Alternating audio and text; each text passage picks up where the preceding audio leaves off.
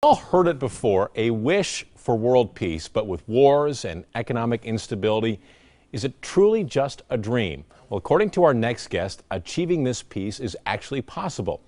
Robert Ricigliano is the author of Making Peace Last, and he is the director of the Institute of World Affairs at UW-Milwaukee. Good morning to you. Good morning.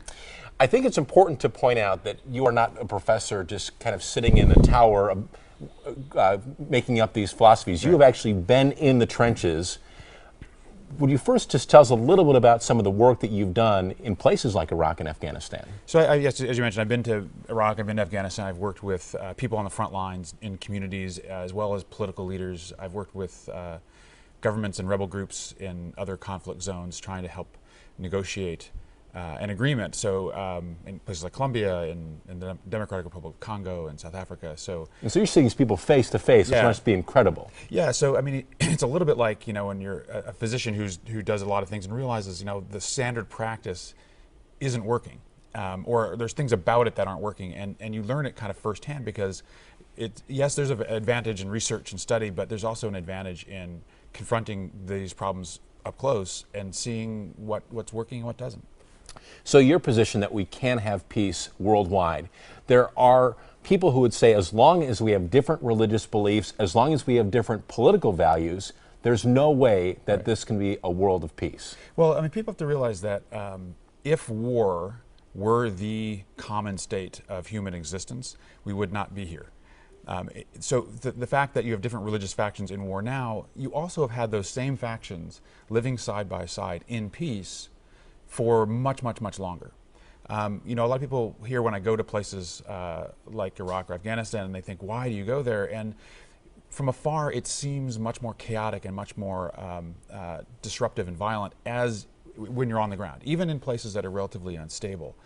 So that even in these places where there is violence, and more than there is here, there is a tendency, people want to live in peace. That's where people gravitate toward. So would your position be that that peace does not necessarily mean we all agree on everything? Yeah. No, it doesn't at all. I mean, I talk about peace as being both a state of sort of sustainable human existence, that we have a certain level of development that we've achieved. But more importantly, it's also a process for how people work together to address the things that aren't right.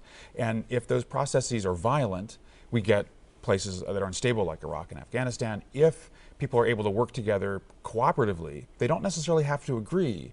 They need to know how to disagree and then how to work on that disagreement in a peaceful way. So practically, when you have dictators who a lot of the world would agree do not treat their people right, how do we achieve peace as long as those type of governments exist in our world? I mean, the big learning for me has been over these years of working with leadership in various conflicts is that they have a really critical role to play. So who is at the top? If it's a dictator, if it's a Nelson Mandela, it makes a huge difference. But it's much more complicated than that. And it's how do you engage the entire system? So we saw in a place like Iraq, you could take out a bad person like Saddam Hussein, but you don't build peace.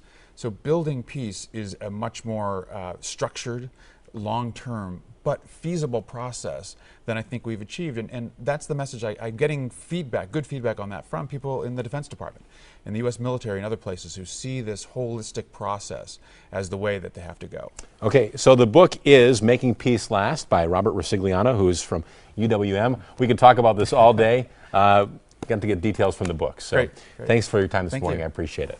If you'd like more information about the book, Making Peace Last, just log on to our website, today'stmj4.com, and click on links. Jesse.